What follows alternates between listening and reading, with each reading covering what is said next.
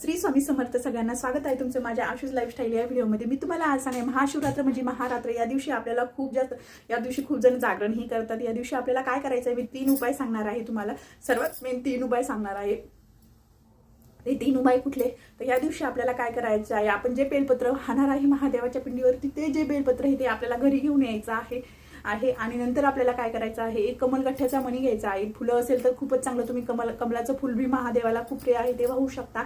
आणि नंतर तो कमलगठ्ठ्याचा मणी आपल्याला तिथे ठेवायचा, कारण की कमलगठ्ठ्याच्या माळीवर विष्णू मंत्र आणि महालक्ष्मी विष्णू मंत्र या मंत्राचा जप झालेला असतो, श्री महालक्ष्मी मातेचा जप झालेला असतो, तो आपल्याला व्हायचा आहे। आणि तोच घरी आपल्याला तो कमलगठ्ठ्याचा मणी तो घरी घेऊन आपल्या तिजोरीमध्ये वगैरे कुठे जिथे आपण आपलं सगळ्या गोष्टी ठेवणार असतो तिथे तो ठेवायचा आहे। आणि तिसरं म्हणजे आपल्याला काय करायचं आहे, 1 ग्लास आपल्याला उसाचा रस व्हायचा आहे महादेवाला।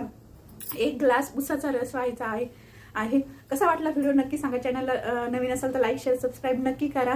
भेटूया अशाच एका नवीन व्हिडिओमध्ये। श्री स्वामी समर्थ।